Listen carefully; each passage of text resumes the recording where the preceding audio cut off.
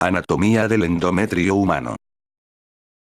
El endometrio humano se encuentra constituido por un compartimento epitelial, un compartimento estromal y otro compartimento vascular. Esto acompañado con la existencia, además, de una población de células inmunes residentes. Todo ello se encuentra situado en dos regiones denominadas capa funcional y capa basal. La capa funcional se transforma y regenera cada mes, mientras que la capa basal permanece y constituye la base para regenerar cíclicamente el endometrio. Compartimento epitelial. El epitelio endometrial consiste en una monocapa de células cilíndricas polarizadas que tapizan el interior de la cavidad uterina y está constituida por un componente luminal y otro glandular. Esta monocapa, como el resto de las mucosas, actúa como barrera para proporcionar protección contra los patógenos que logran acceder hasta la cavidad endometrial, pero también debe permitir regular la implantación del embrión humano que es, en esencia, la función primordial del endometrio. Dicho epitelio endometrial está regulado por las hormonas esteroideas ováricas que, directamente o a través del estroma, inducen cambios morfológicos y bioquímicos cíclicos que ayudan a mantener un microambiente adecuado para la implantación del embrión.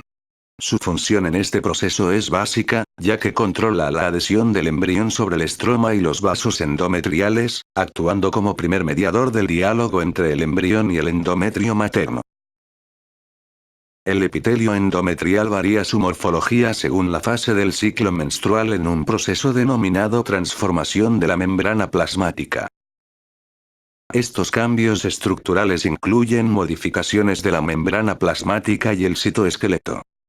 La célula epitelial en respuesta a los estrógenos desarrolla unas microvellosidades largas y cortas, además de uniones estrechas en la membrana lateral más apical.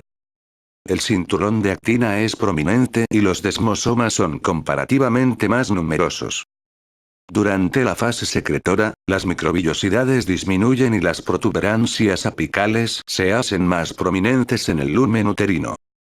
Mediante microscopía electrónica de barrido se observan unas proyecciones ectoplásmicas denominadas pinópodos, que parecen actuar en la modulación del ambiente uterino, absorbiendo por endocitosis de forma activa líquido endometrial del lumen para hacer coalescer las paredes endometriales.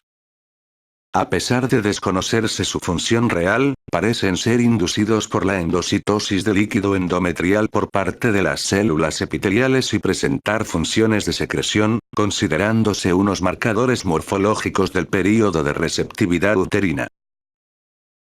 El epitelio endometrial glandular forma las glándulas endometriales propiamente dichas, que durante la fase secretora temprana proliferan formando glándulas alargadas que van aumentando a medida que la fase secretora avanza.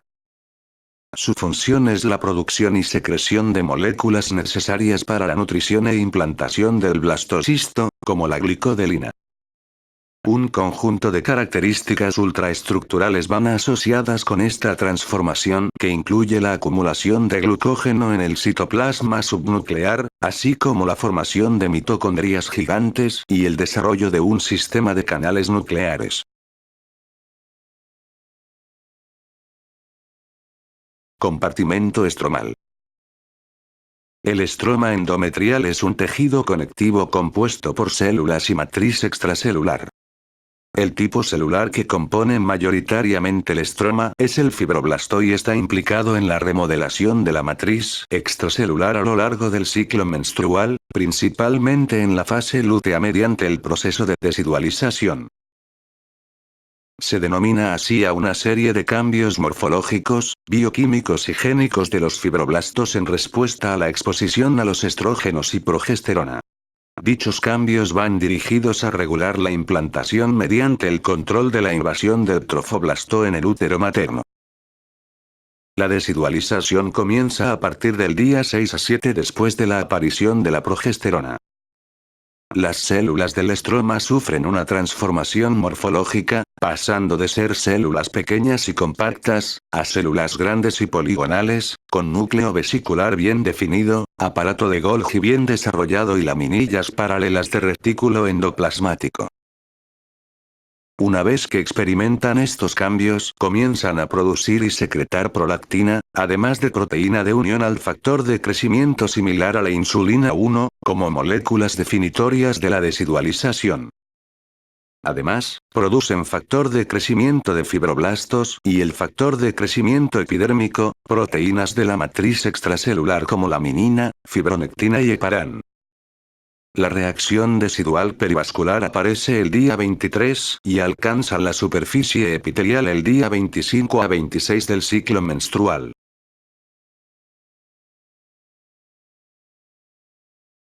Compartimento vascular. La arquitectura vascular intrauterina está compuesta por una intrincada red que comienza en el miometrio.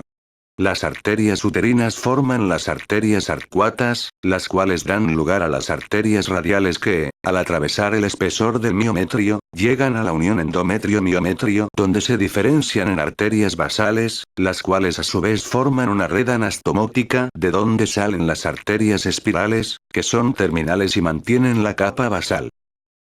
La ramificación de las arterias espirales ocurre en la capa funcional. Justo debajo de la superficie se introducen en un plexo subepitelial prominente que desemboca en senos venosos. Cada arteriola espiral da suministro a un área de superficie endometrial de aproximadamente 4 a 8 milímetros al cuadrado. La angiogénesis es el proceso de formación de nuevos vasos sanguíneos a partir de la vascularización preexistente.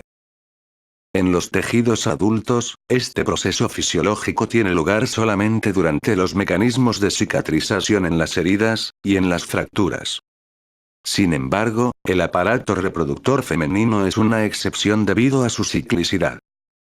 La angiogénesis se induce durante el desarrollo del folículo ovárico hasta la formación del cuerpo lúteo, en el desarrollo endometrial. Así como en la implantación y en el desarrollo de la placenta durante la gestación, y como en el tejido mamario durante la lactancia. Además, el crecimiento vascular inapropiado está asociado con estados patológicos como el crecimiento de tumores, algunas retinopatías, endometriosis, hemangiomas, fibrosis y artritis reumatoide. La angiogénesis es un proceso complejo regulado por un delicado balance entre promotores, llamados factores angiogénicos, e inhibidores, llamados factores antiangiogénicos. Los factores angiogénicos más importantes parecen estar ligados a dos familias de proteínas caracterizadas por su capacidad de fijarse a la heparina. Estas son la familia del factor de crecimiento fibroblástico, FGF, y la familia del factor de crecimiento del endotelio vascular, VEGF. Cabe destacar la participación de las angiopoyectinas en la regulación de la angiogénesis, cumpliendo un rol importante a nivel embriogénico y postnatal. Por ejemplo, la angiopoyetina 1 es crítica para la maduración, adhesión, migración y supervivencia de los vasos. Otro ejemplo es la angiopoyetina 2, que por otro lado, tiene la capacidad de promover la muerte celular e interrumpe la vascularización. Sin embargo, cuando las angiopoyectinas se combinan con factores de crecimiento endotelial vascular, o VEGF, puede promover la neovascularización.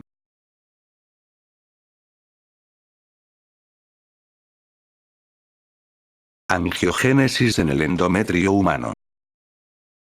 Hay tres estados cruciales en los que se produce angiogénesis en el endometrio. Durante la menstruación para la reparación del lecho vascular. Durante el rápido crecimiento endometrial en la fase proliferativa. Y durante la fase secretora cuando las arterias espirales muestran un crecimiento significativo. La reparación posmenstrual se produce en la zona superficial de la capa basal.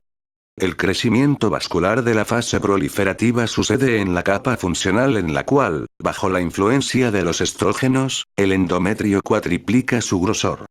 El crecimiento de las arteriolas espirales ocurre en la capa funcional, mientras que el plexo capilar está abastecido por las arteriolas justo por debajo de la superficie del epitelio luminar.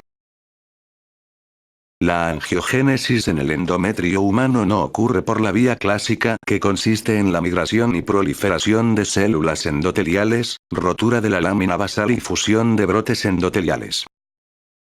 La angiogénesis en el endometrio humano se produce por mecanismos de intussuscepción, que es el crecimiento por adición de tabiques celulares dentro de vasos establecidos. Y por mecanismos de elongación. En ambos casos, intussuscepción y elongación, el vaso no se agrieta de forma que el flujo sanguíneo no se interrumpe. El mecanismo de elongación es dominante durante la fase proliferativa, mientras que la intussuscepción es el proceso principal durante la fase secretora temprana y media. Otro detalle importante de la angiogénesis, son los factores reguladores presentes en el proceso. La angiogénesis está regulada por muchos factores, pero el que juega el papel más importante en todo el proceso de la angiogénesis, es el factor de crecimiento vascular endotelial. El origen de la angiogénesis endometrial, mediante intussuscepción o elongación, proviene de células de dentro del torrente vascular. En soporte a esta hipótesis está la demostración que algunos leucocitos circulantes, como los neutrófilos, expresan constitutivamente factor de crecimiento vascular endotelial en gránulos específicos que son liberados cuando estas células se activan. Es posible que el factor de crecimiento vascular endotelial observado en el endometrio humano esté localizado en los leucocitos intravasculares, los cuales tienen un papel importante en la angiogénesis al secretar factor de crecimiento vascular endotelial directamente a las células endoteliales intravasculares, lo que induce la angiogénesis endometrial.